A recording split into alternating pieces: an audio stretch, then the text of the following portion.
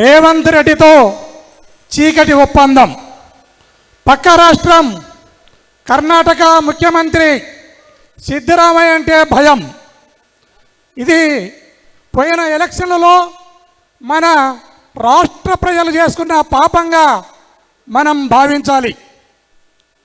రాయలసీమలో పుట్టి రాయలసీమలో పెరిగి రాయలసీమ నుండి 4 సార్లు ముఖ్యమంత్రిగా ఎలక్ట్ అయి రాయలసీమ లిఫ్ట్ ఇరిగేషన్ను లిఫ్ట్ను వాళ్ళకి ఇచ్చి గిఫ్ట్ను తెచ్చుకున్న చంద్రబాబు నాయుడు అంతటి దుర్మార్గుడు ఈ రాష్ట్ర చరిత్రలో ఏ ముఖ్యమంత్రి కూడా ఇంత పాపానికి ఒడిగట్టలేదు.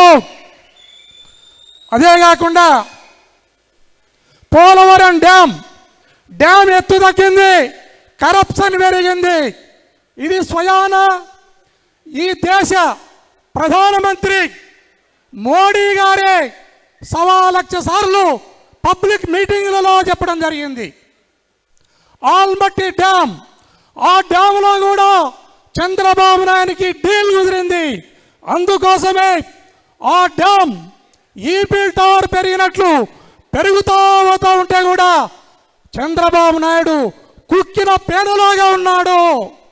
అదే కాకుండా ఇన్ని ప్రాజెక్టులను నాశనం చేసి రాయలసీమ ప్రజలకు తాగునీటికి సాగునీటికి కూడా ఇబ్బంది పెడుతున్న చంద్రబాబు నాయుడిని పాపం పోవాలంటే దివంగత మహానేత వైఎస్ రాజశేఖర రెడ్డి గారు కట్టిన డ్యాములో చంద్రబాబు నాయుడిని తీసుకుని పోయి 3 సార్లు దబా ముంచి తేలిపితే అతని పాపం ప్రక్షాళన అవుతుంది.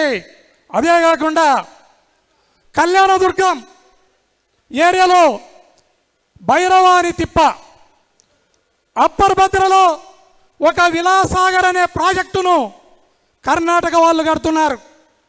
కర్ణాటక వాళ్ళు ఆ విలాసాగర్ ప్రాజెక్టును కడితే భైరవాని తిప్ప అనే ప్రాజెక్టుకు సుక్క నీళ్లు కూడా రావు.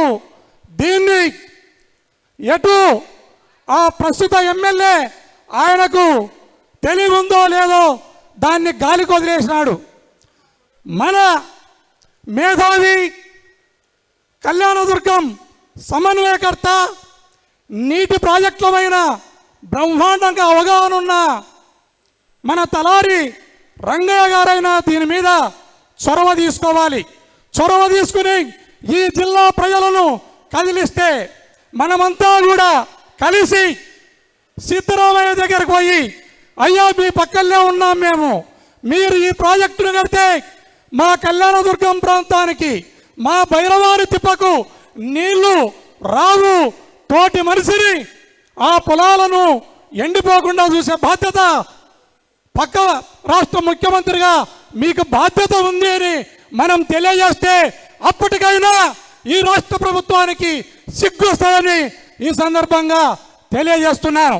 ఇప్పుడు మెట్టు గోవిందరెడ్డి గారు చెప్పినట్లు ఆయన ఏం చెప్తున్నారంటే ఆయన లాంగ్వేజ్లో ఇది ఏదో ఒక కార్యరూపం దాల్చాలి, ఊరికే ఒట్టి మాటలు మాట్లాడుకొని సభలు సమావేశాలు పెట్టుకొని పోతే కాదు, ఏదో ఒక కార్యక్రమం ప్రభుత్వాలపైన ఒత్తిడి తీసుకుని రావాలి అనే మాటను మెట్టు గోవిందరెడ్డి గారు చెప్పడం జరిగింది.